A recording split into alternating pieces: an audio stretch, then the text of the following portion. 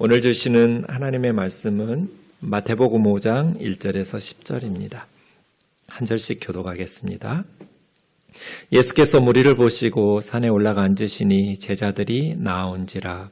입을 열어 가르쳐 이르시되 심령이 가난한 자는 복이 있나니 천국이 그들의 것이며 애통하는 자는 복이 있나니 그들이 위로를 받을 것이며 온유한 자는 복이 있나니 그들이 땅을 기업으로 받을 것이며 의에 줄이고 목마른 자는 복이 있나니 그들이 배부를 것이며 긍휼히 여기는 자는 복이 있나니 그들이 긍휼히 여김을 받을 것이며 마음이 청결한 자는 복이 있나니 그들이 하나님을 볼 것이며 화평하게 하는 자는 복이 있나니 그들이 하나님의 아들이라 일컬음을 받을 것이며 의를 위하여 박해를 받는 자는 복이 있나니 천국이 그들의 것임이라.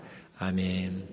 자리에 앉으시겠습니다. 오늘은 김용남 목사님께서 심령이 가난한 사람이라는 말씀의 제목으로 설교해 주시겠습니다.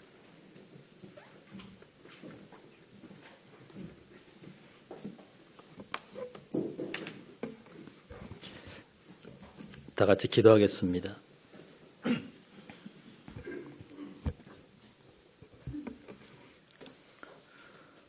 존귀하신 하나님, 오늘도 우리에게 복된 날을 허락해 주시고 사랑하는 주님의 백성들을 이곳으로 불러주셔서 함께 하나님을 예배할 수 있도록 은혜 주신 것 감사합니다. 어리석고 무능한 종을 긍휼히 여겨 주시고 말씀을 전하는 도구로 사용해 주시고 말씀 가운데 하나님의 말씀을 묵상할 때 말씀 속에서 우리의 죽었던 부분들이 살아나는 은혜를 베풀어 주옵소서. 살아계신 예수님의 이름으로 기도하옵나이다. 아멘. 먼저 퀴즈를 하나 풀어보겠습니다. 그리스도인은 땡땡으로 살아야 한다. 권사님 어떻게 살아야 할까요? 네. 믿음으로 살아야 한다. 이것을 교회 다니는 분이시라면 모르는 분들은 없을 겁니다. 그리스도인은 무엇으로 살아? 믿음으로 살아야지. 그런데 뒤로 돌아서는 믿음으로 살기보다는 돈의 힘으로 살고 나의 경험으로 살고 보는 대로 살고 이렇게 살아가는 것이 우리의 현실입니다. 자기 기준과 경험으로 신앙생활을 하고 있는 것이 현실이라는 것입니다. 알고 있는 것과 행하는 것은 많은 좀 차이가 있는 것 같습니다. 여기에는 저도 예외가 아닙니다. 우리가 신앙생활하고 말씀을 듣고 기도하고 찬양하면서 내가 믿음으로 살아야지 교회 밖을 나가서 세상을 보면서 믿음으로 살려고 하는데 그런 마음보다는 내가 경험한 대로 보는 대로 살아가는 경우가 훨씬 더 많습니다. 그렇다면 믿음으로 살려면 어떻게 해야 할까요? 우리가 알고 있는 믿음대로 살아가 보려면 어떻게 해야 할까요? 하나님을 알아야 합니다. 하나님이 어떤 분인지를 분명히 알고 분명히 인식하고 분명히 깨닫고 만나면 믿음으로 살아갈 용기와 지혜가 생깁니다. 그 하나님을 내가 경험하지 못하면 믿음으로 살아가려고 할 때 용기가 안 생깁니다. 세상과 타협하게 됩니다. 그리고 세상의 환경에 휩쓸려서 남들도 그렇게 하는데 나도 그렇게 해야지 하면서 전혀 믿음이라는 것을 포장해서 내가 그래도 믿음으로 사는구나 라고 생각하는 경우들이 많습니다. 하나님을 알아야 하는데 이 안다는 말은 구약의 야다, 신약의 기노스코라는 단어를 사용하고 있습니다. 이 말은 경험을 통해서 점차적으로 안다는 뜻입니다. 지적으로 안다는 말이 아닙니다.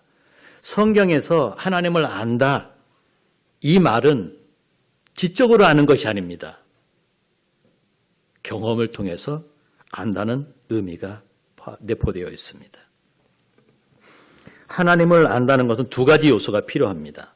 첫째, 지적인 요소입니다.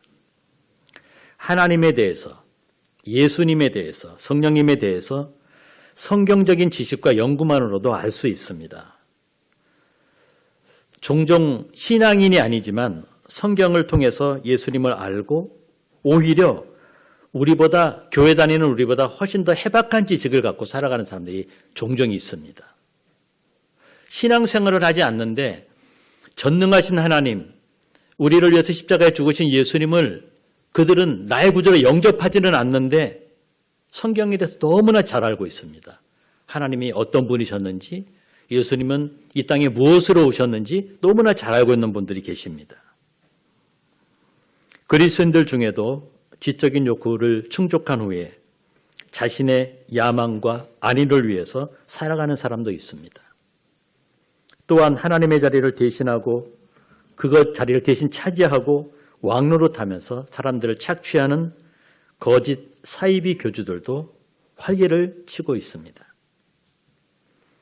지금까지 한국 교회는 신학과 교리는 강조하고 가르쳤는데 어떻게 실천하고 살아야 하는 것에는 크게 관심을 두지 않았습니다. 오로지 정통주의만을 강조했습니다. 이것이 올바른 교리야, 이렇게 해야 해 하는 정통만을 강조했습니다. 그런데 영성이 풍부한 로이드 존슨 목사님은 이것을 한국교회의 이런 정통주의를 죽은 정통주의라고 말했습니다. 교리만 남아있는 것입니다. 교회의 실질적인 교회의 그 존재 목적은 교회 안이 아니라 교회 바깥에서 실천하는 삶이 더 중요한데 교리만 남아있는 것은 교회 안에 멈추고 있는 것입니다. 세상에서는 교리가 필요하지 않습니다. 세상 사람들은 교리에 관심이 없습니다. 교리를 깨달은 사람들이 어떻게 살아가느냐에 관심이 있는 것이지 교리에 관심이 없습니다. 그런데 교회나 세상에서 교리만을 강조한다면 그 교리는, 그 정통주의는 죽은 정통주의라는 것입니다. 죽은 정통주의는 생명을 살리는 순기능이 부족합니다. 죽은 정통주의가 한국교회의 쇠락의 원인이 아닌가 하는 생각을 지울 수가 없습니다. 하나님을 알기 위해서는 두 번째 영적인 요소가 필요합니다. 영적으로 안다는 것은 친밀한 교제를 통해서 하나님의 성품을 알게 되는 것입니다. 이것은 성령의 인도하심으로만 가능합니다. 내가 무엇을 해서, 내가 노력을 해서 탐구를 해서 얻어지는 것이 아닙니다. 하나님께서 나를 찾아오셔야 가능한 것입니다. 영적인 것은 하나님이 우리에게 주셔야 하고 하나님이 우리를 만나 주셔야 가능한 것이지 내가 붙잡고 찾아서 되는 것이 아닙니다. 교회 열심히 봉사한다고 영적으로 충만해지는 게 아닙니다. 필요하죠. 교회 열심히 봉사해야죠. 섬겨야죠. 근데 그것으로만 내가 영적으로 풍성해지는 것이 아니라는 것입니다. 하나님께서 나에게 찾아오셔야 합니다. 교인들이 교회에서 이 모양 저 모양 봉사합니다. 봉사하는 가운데 하나님이 찾아오시면 봉사하는 가운데에 마음에 평안이 생기고 담대함이 생기고 기쁨이 생기고 계속할 수 있는 에너지가 생겨지게 되는 것입니다. 하나님이 하시기 때문에 그렇습니다. 어느 장로님을 보면 어느 권사님을 보면 교회에서 생활하는 모습이 너무 좋아 보이는 모습들을 가지고 계신 분들이 계세요. 어떻게 저렇게 사시지? 몸도 많이 불편하시고 경제적으로도 힘이 든데 어떻게 저렇게 살고 계시지? 그 권사님, 그분들은 하나님을 만나셨기 때문에 그렇습니다. 그렇기 때문에 이렇게 살아가는 것이고 그렇게 살아가는 모습은 우리 주변에 있는 믿음의 사람들이 그것을 보게 된다는 것입니다. 에베소서 1장 17절, 19절 말씀을 보겠습니다. 이 말씀을 다 같이 한번 읽어보겠습니다. 시작. 우리 주 예수 그리스도의 하나님이신 영광의 아버지께서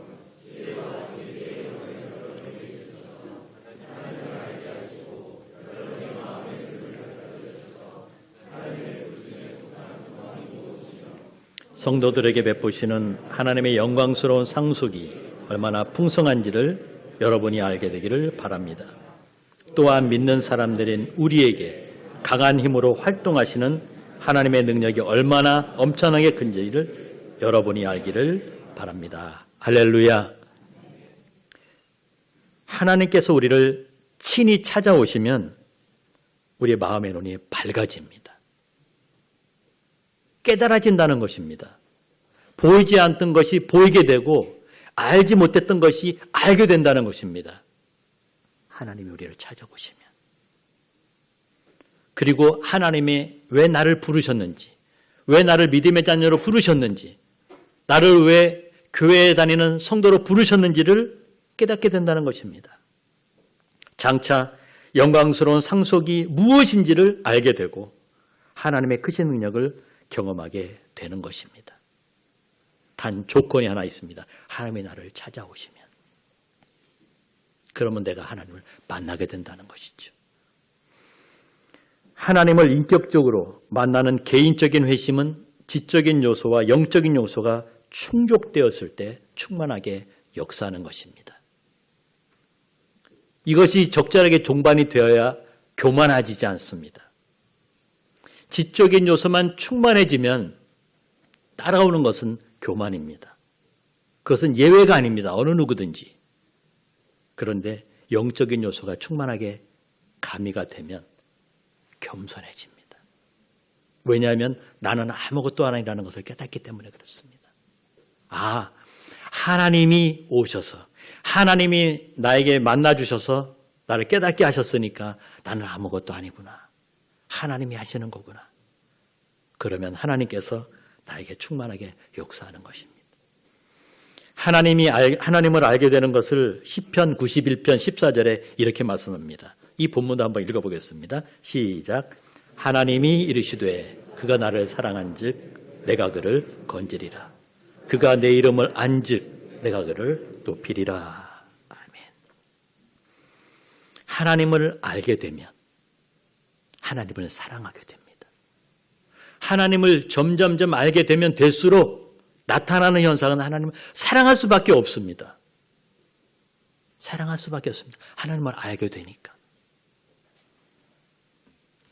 그러면 하나님께서 건져주십니다. 위험에 빠졌을 때, 고난에 빠졌을 때, 낙심 가운데 있을 때, 내 힘으로 아무것도 할 수 없는 정말 절망 가운데 있을 때 하나님은 나를 건져주십니다. 그 수렁에서 눈물 흘리고 안타까워하고 절절하게 있을 때 하나님은 나를 건져주십니다. 그 만족함, 그 주시는 평안은 하나님이 나에게 오시는 것을 경험하지 않으면 절대 알 수가 없습니다. 자식 때문에 마음 아파하고 부모 때문에 마음 아파하고 내 이웃 때문에 마음 아파하고 내 친척들 때문에 마음 아파할 때 하나님은 나를 그 수렁에서 건져주실 것입니다. 세상 사람도 그것을 할 수가 없습니다. 남편도 아내도 할 수가 없습니다. 해줄 수가 없습니다. 그런데 하나님은 하실 수 있습니다.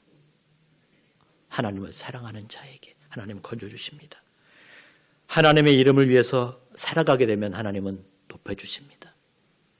나를 드러내기 위해서 살아가기를 진력하는 사람이 아니라 하나님의 이름을 나타내기 위해서 하나님의 영광을 위해서 살아가기를 애쓰게 되면 하나님께서 그 사람을 높여주신다는 것입니다. 이것은 세상의 원리가 아닙니다. 하나님의 방식입니다. 여러분들은 어떤 신자의 모습으로 살아가기를 원하십니까? 하나님을 알아가는 지식이 풍성하시기를 주님의 이름으로 축원합니다. 팔복을 통해서 믿음으로 살아가는 법을 한번 배워보려고 합니다. 예수님은 세례 요한에게 세례를 받으시고 성령에게 이끌려 마귀에게 시험을 받고 비로소 회개하라 천국 복음을 전파하기 시작하셨습니다. 어부들을 부르시고 회당에서 가르치시고 천국 복음을 전파하셨고 모든 병과 약한 것을 고치셨고 예루살렘과 유대와 요단강 건너편에서 수많은 무리가 따르기 시작했습니다. 예수님께서 이 무리를 보시고 산에 올라가셔서 가르치신 것이 오늘 보면 산상 설교입니다. 예수님께서 말씀하신 이 팔복은 사람들이 말하는 행복론과는 아주 다릅니다. 사람들이 말하는 복, 행복의 개념과 성경에서 말씀하는 복은 너무나 다릅니다. 동일한 것이 없습니다. 냉정하게 살펴보면 동일한 것이 없습니다. 전혀 다릅니다. 그런데 우리는 성경에서 말씀하는 복을 세상의 기준으로 느끼는 복의 개념으로 우리는 접근할 때가 너무나 많습니다. 사람들은 삶의 필요와 인간의 욕구와 풍요한 삶이라는 관점에서 행복을 다룹니다. 이에 비해 예수님은 하나님의 눈으로 인간의 창조 목적과 하나님의 뜻이라는 관점에서 무엇이 사람들에게 복된 것이고 어떤 사람이 복 있는 사람인지를 우리에게 알려주셨습니다. 팔복은 이 세상의 모든 것을 하나님이 만드셨고 지금도 매일 다스리고 계시다는 것을 전제하고 있습니다. 팔복을 바로 이해하기 위해서는 이 전제하는 사실을 우리가 인식하고 이해하면 훨씬 더 말씀에 가까이 갈 수가 있습니다. 하나님 우리를 이 세상에 보내시고 우리 삶에 개입하시며 역사하는 분이십니다. 하나님께서 내 삶의 주인인 것을 믿는다면 삶을 내 멋대로 만들어갈 수는 없습니다. 행복의 기준을 내 욕망이나 가치로 규정할 수는 없는 것입니다. 팔복은 각각 두 연으로 구성이 되어 있습니다. 앞의 연은 복된 사람의 조건을 제시하고 뒤의 연은 복되다고 선언하신 이유를 설명합니다. 그런데 1연과 2연 사이에는 왜냐하면 무엇 때문이다 라고 번역되는 헬라어 접속사 호티가 있습니다. 호티를 포함해서 제가 한번 번역해서 다시 한번 읽어보겠습니다. 심령이 가난한 사람들이 복이 있다. 왜냐하면 하늘나라는 그들의 것이기 때문이다. 슬퍼하는 사람들이 복이 있다. 왜냐하면 그들은 위로를 받을 것이기 때문이다.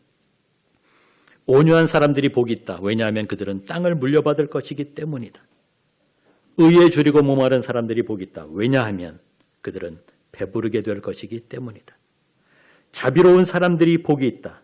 왜냐하면 그들은 자비를 입을 것이기 때문이다. 마음이 깨끗한 사람들이 복이 있다.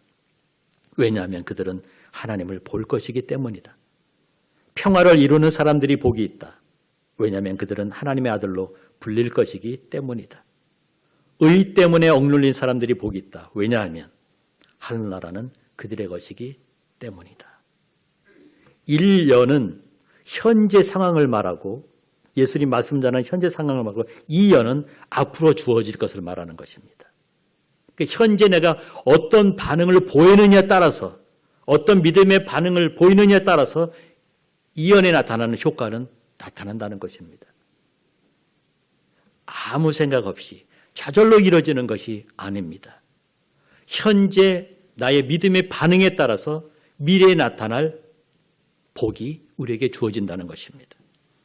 우리는 보통 소중하고 사랑하고 의미 있는 사람들에게 1인칭 또는 2인칭 표현을 자주 합니다. 나는 너를 사랑합니다.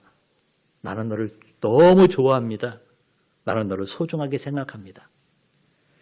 그런데 예수님은 이 8가지 복에 모두 1인칭, 2인칭 표현을 쓴 것이 아니라 3인칭 표현을 사용하고 계십니다. 3인칭 표현법은 청중 모두를 지시하지 않고 일부를 지시하는 것입니다. 여기 지금 예배드리는 교우들이 여러분들 계십니다. 모두를 지칭하는 것이 아니라 예배드리는 분 중에 일부를 지칭하는 것입니다. 3인칭 표현은 그렇습니다. 3인칭 표현법은 청중이 제자들인지 무리들인지 굳이 따를 필요가 없습니다. 예수님의 3인칭 표현법으로 사람들의 복된 조건을 제시하시고 이 조건에 일치하는 사람들만을 축복하셨습니다. 설교의 실제 효과는 청중들의 상태에 달려 있다는 것입니다. 지금 예배드리는 여러분들의 믿음의 상태, 하나님을 사랑하는 마음의 상태에 달려 있다는 것입니다. 인생에는 기회가 있습니다.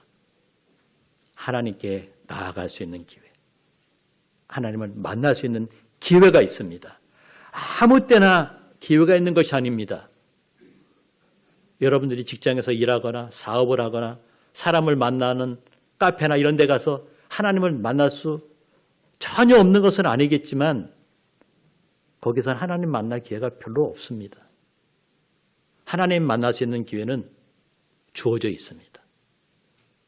이 기회를 잡느냐 못 잡느냐 하는 것은 굉장히 중요합니다.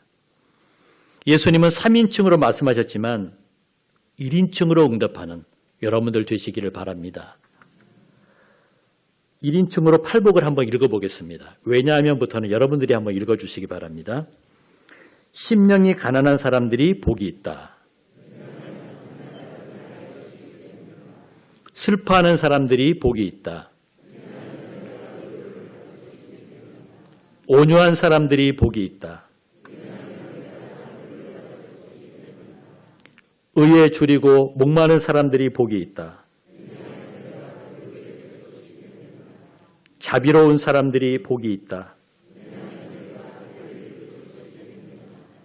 마음이 깨끗한 사람들이 복이 있다. 평화를 이루는 사람들이 복이 있다. 의 때문에 억눌린 사람들이 복이 있다. 예수님의 말씀에 응답하는 여러분 되시기를 바랍니다. 팔복의 형태를 한번 보겠습니다. 팔복은 크게 두 가지 형태를 띠고 있습니다. 심령이 가난한 자, 애통하는 자, 온유한 자, 의에 줄이고 목마른 자는 하나님 앞에서 사람이 가질 수 있는 영적 태도나 영적 상태를 복된 요소로 제시하고 하나님 앞에서 우리가 어떻게 서 있어야 하는가를 말씀하는 것입니다. 긍휼히 여기는 자, 마음이 청결한 자, 화평하게 하는 자, 의를 위하여 박해를 받는 자는 사람들 사이에서 보일 수 있는 심리 상태나 윤리적인 태도를 복된 요소로 제시하고 신자가 이웃들에게 어떤 모습으로 살아야 하는가를 말씀하는 것입니다. 앞에 네 가지는 내가 하나님 앞에 어떤 모습으로 서 있어야 하는지, 심령이 가난한 자로, 애통하는 자로, 온유한 자로, 의에 줄이고 목마른 자의 모습으로 하나님 앞에 서 있어야 한다는 것이고, 긍휼히 여기는 자, 마음이 청결한 자, 화평하게 하는 자, 이를 위하여 박해를 받는 자는 세상에 살아가면서 사람들 사이에서 그런 모습으로 살아가야 한다는 것입니다. 하나님의 긍휼을 받았기 때문에 긍휼을 베풀고 살아야 하고, 하나님의 자비하신 마음의 은혜를 받았기 때문에 내가 청결한 모습으로 살아야 하고 화평한 모습으로 살아야 하고 이런 모습으로 살아가야 한다는 것입니다. 이런 논리적인 기준으로 예수님은 우리에게 팔복을 말씀해 주셨습니다. 저와 여러분들이 하나님 앞에서 어떤 모습으로 서 있어야 하고 사람들 사이에서 어떤 모습으로 서 있어야 하는지를 곰곰이 생각하고 우리가 이런 모습으로 살아간다면 하나님은 장차 나타날 그런 복들을 우리에게 구체적으로 허락하실 것을 믿습니다. 오늘은 팔복 중에서 첫 번째를 통해서 하나님 앞에서 내가 어떤 영적인 태도나 모습으로 서 있어야 하는 것을 배워보도록 하겠습니다. 예수님은 심령이 가난한 사람을 복이 있는 사람이라고 선언하셨습니다. 이런 사람이 복이 있다고 축복하신 이유는 하늘나라가 그들의 것이기 때문입니다. 심령을 헬라어 성경에서는 푸뉴마라고 합니다. 이 단어는 영혼을 뜻합니다. 이 단어는 인간의 육체와 대조되는 부분에 붙는 이름입니다. 인간은 영혼과 육체가 결합되어 있기는 하지만 이 결합이 어떻게 이루어졌는지, 순수한 영이 무엇인지, 순수한 육체가 무엇인지 설명하는 것은 매우 어렵습니다. 인간의 구조는 영혼과 육체가 결합돼서 살아가는 것입니다. 그런데 어떤 부분이 순수하게 육체고 어떤 부분이 순수하게 영인지 명확하게 구분하는 것은 너무나 어려운 일입니다. 따라서 사람들은 푸념말을 막연하게 영혼, 마음, 정신으로 번역하기도 합니다. 그렇다면 어떤 번역이 더 적당할까요? 대부분 현대어 번역 성경이 마음을 선호하고 있지만 예수님의 말씀을 너무 심리적인 관점에서만 따지고 원래 사용된 단어의 흔적을 완전히 지워버리기 때문에 바람직한 번역 같지는 않습니다. 마음도 뜻하고 영과의 관련성을 내포하는 심령이 더 적당해 보입니다. 저는 본문의 뜻을 해석하면서 마음과 심령을 구별 없이 사용하려고 합니다. 이때 마음은 심리적인 현상만을 뜻하는 것이 아니라는 것을 전제하고 말씀드리겠습니다. 먼저 경제적 가난을 생각해 보겠습니다. 물론 예수님이 지적하신 마음의 가난은 물질적인 가난과는 좀 다릅니다. 그러나 말씀을 바로 이해하기 위해서는 경제적 가난을 생각해 볼 수밖에 없다고 생각합니다. 먹을 것과 입을 것이 없는 사람, 비바람이나 추위를 피하고 몸 하나 편히 누일 곳이 없는 사람들을 우리는 가난한 사람들이라고 부릅니다. 가난은 부러운 것도 아니고 칭찬할 만한 것도 아니고 권장하고 축복할 상태는 더더욱 아닙니다. 또 한 가지는 정신적인 가난이 있습니다. 과연 정신적인 가난이 행복할까요? 그것이 바로 인생을 바르게 인도할 수 있을까요? 정신적인 가난은 물질적인 가난보다 더 비참해 보이기도 합니다. 희망과 지식과 목표가 삶의 목표는 인간이 살아가는데 꼭 필요한 정신적인 요소입니다. 삶의 기둥입니다. 그런데 희망이 없고 지식이 없고 삶의 목표가 없다면 그의 인생은 어떤 모습이 되겠습니까? 희망이 있고 목표가 있을 때 어떤 고난도 역경도 이겨나가는 것입니다. 희망과 목표가 없으면 살아야 한다는 자각제가 사라지는 것입니다. 그런데 예수님은 이런 사람을 복 있는 사람이라고 선언하셨습니다. 세상의 기준을 한번 생각해 보겠습니다. 세상은 나약한 정신, 가난한 영혼보다는 사람들에게 꿈과 희망을 주며 야망이 있고 지식과 지혜로 가득한 사람들을 존경합니다. 사람들은 돈 많은 부자를 부러워하고 잘 사는 비결을 배우려고 합니다. 그래서 세상에서는 똑똑하고 지혜롭고 야망 있고 꿈을 가지고 끝없이 달려가는 의욕적인 사람들을 복 있다, 행복하다고 부릅니다. 대선이나 총선 때의 사람들은 신념 있고 똑똑하고 강하고 유능한 사람들을 후보자로 생각합니다. 정신적으로 영적으로 마음이 가난한 후보자를 뽑을 사람은 아무도 없습니다. 마음이 가난한 사람이 복 있다. 그것은 분명 인간 세상과는 차원이 다른 이야기입니다. 예수님은 사람들이 가장 싫어하는 것을 행복의 조건으로 규정하신 셈입니다. 따라서 진정한 그리스도인이 되려면 우리가 싫어하는 것을 행복한 것이라고 인정할 수 있어야 하고 인간이 좋아하는 것을 미워할 각오가 되어 있어야만 한다는 것입니다. 왜냐하면 우리가 생각하는 관점과 복의 관점과 예수님이 생각하는 복의 관점은 다르기 때문에 그렇습니다. 예수님께서 마음이 가난한 사람을 복되다고 하신 일반적인 이유를 한번 생각해 보겠습니다. 마음에 여러 가지 좋은 것을 가지고 있을 때 사람들은 쉽게 하늘을 우러러 보지 않습니다. 웃고 떠들고 즐기고 그것을 자랑하고 싶어 합니다. 사람들의 칭찬과 찬양, 자신이 이룬 성취에 도취되어서 하나님을 쳐다볼 여유가 없습니다. 그러나 세상에서 설 곳을 잃어버리고 희망도 없고 목표가 없는 비참한 상태로 헤매고 있는 사람은 하나님께 관심을 가지게 됩니다. 모든 것을 잃은 상태에서 사람들은 망연자실하게 하늘을 바라봅니다. 앞을 봐도 옆을 봐도 뒤를 봐도 한숨 쉬며 막막하고 답답할 때 하늘을 바라봅니다. 이런 것은 모든 사람들이 경험하는 아주 일반적인 현상입니다. 죽음의 문턱에 설 때 사람들은 하나님을 절실하게 찾게 된다는 것입니다. 하나님, 저에게 하나님이 간절합니다. 저는 하나님을 향하여 간절합니다. 하나님, 나를 불쌍히 여겨 주십시오. 하나님, 나를 살려주십시오. 하나님, 내 힘으로 안 됩니다. 하나님, 해결해 주십시오. 이럴 때 하나님을 바라보게 됩니다. 예수님이 염두에 두신 것은 사람들이 경제적, 정신적인 가난이 동기로 작용하여 하나님을 찾는 태도로 나타날 것을 보고 계시는 것입니다. 당시에도 부자들은 예수님을 따를 필요를 느끼지 못했습니다. 유대 지도자들은 성공을 위해서 물려받은 기득권을 지키고 헤롯 가문과 로마 총독과 깊은 연본을 쌓기 위해서 치열했습니다.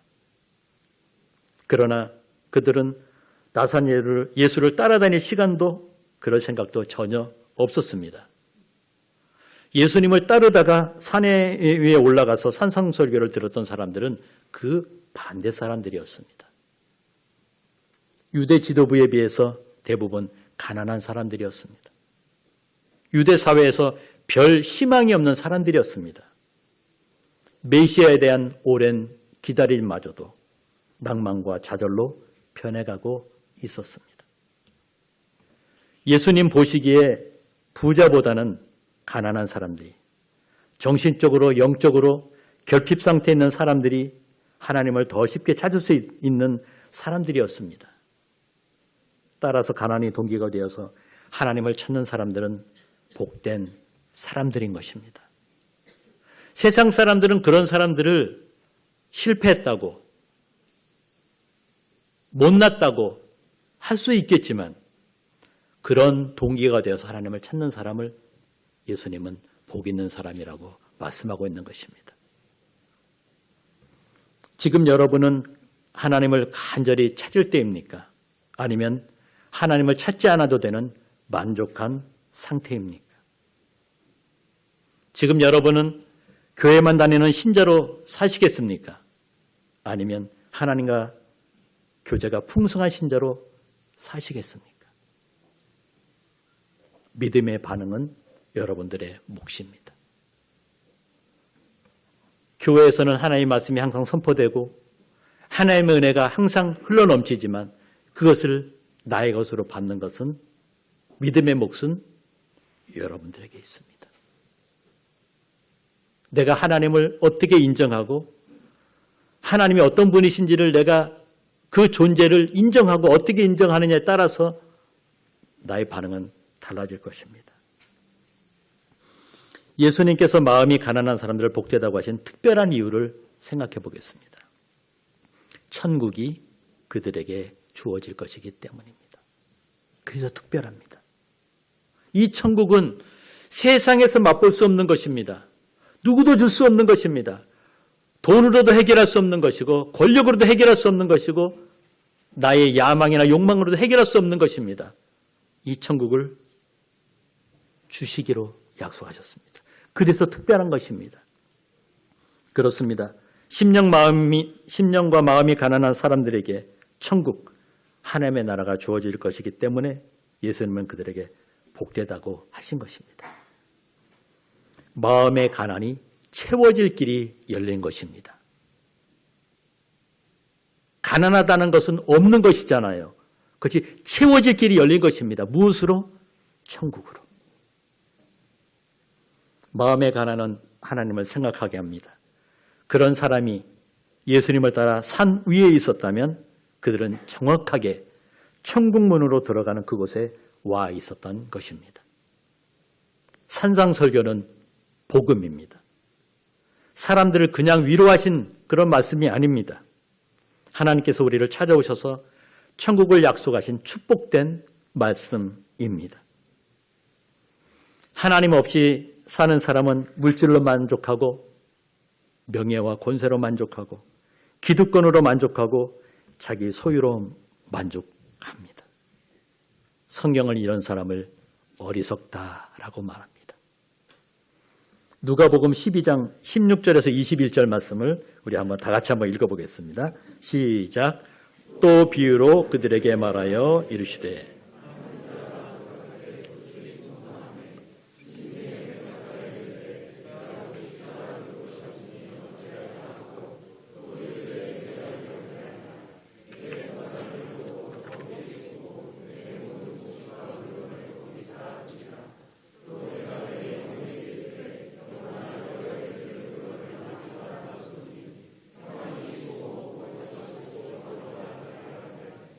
하나님은 이르시되 어리석은 자여 오늘 밤에 내 영혼을 도로 찾으리니 그러면 내 준비한 것이 누구의 것이 되겠느냐 하셨으니 자기의 재물을 찾아두고 하나님께 대하여 부여하지 못한 자가 이와 같으리라. 아멘. 세상의 것들에 만족함만을 추구하며 살아가는 어리석은 사람들에게는 분명히 하나님을 만날 확률이 적습니다. 어리석은 지성을 의지하지 않고 철저하게 무능한 자신을 발견한 사람만이 하나님을 바라보고 사랑하면서 살아갈 수 있습니다. 여러분 중에 개인적인 회심을 지난 추억으로만 간직한 채 매너리즘에 빠진 신자로 살아가고 있다면 하나님을 만나 깊은 사랑의 자리로 돌아가시기 바랍니다. 잃어버린 사랑을 다시 회복하시기를 바랍니다. 내가 전에 주님을 만났고 예수 믿고 변화되고 소중합니다. 그렇다면 지금은 어떠냐 이거죠. 그 자리를 소망하고 돌아가시기를 힘쓰시기를 바랍니다. 우리가 심령이 가난한 자리에 있을 때 그때 듣는 말씀은 꿀송이 같을 것입니다. 마음에 가난한 사람들의 특징입니다. 하나님의 말씀이 꿀송이 같습니다. 그 말씀이 들어도 너무 소중합니다. 내 몸이 불처럼 뜨거워집니다. 그때 부르는 찬송은 감격의 눈물이 흐를 것입니다. 그때 구하는 기도는 생사를 건 간절한 기도가 될 것입니다. 믿음은 지적으로 동의하고 묵상만 하고 있으면 믿음의 역사는 일어나지 않습니다. 나에게 주시는 말씀으로 알고 은혜 받고 깨달은 말씀을 행하기로 결단하면 성령께서 감동을 주시고 천국을 경험하게 하실 것입니다. 내가 결단하지 않으면 천국은 경험할 수 없습니다. 내가 그 말씀 앞에 나가지 않으면 세상이 감당할 수 없는 그 천국을, 그 소중한 천국을 절대로 감당할 수 없습니다. 그 하나님 말씀 앞에 내가 결단하고 나아가면 그 천국은 나에게 주어질 것입니다. 나의 환경은 아직도 변하지 않지만 하나님은 나에게 환경을 바라보는 믿음의 눈과 심장을 허락해 주실 것을 믿습니다. 사랑하는 교우 여러분, 심령이 가난한 사람이 되어서 하나님의 위로와 천국을 소유하는 신실한 성도가 되시기를 주님의 이름으로 축원합니다.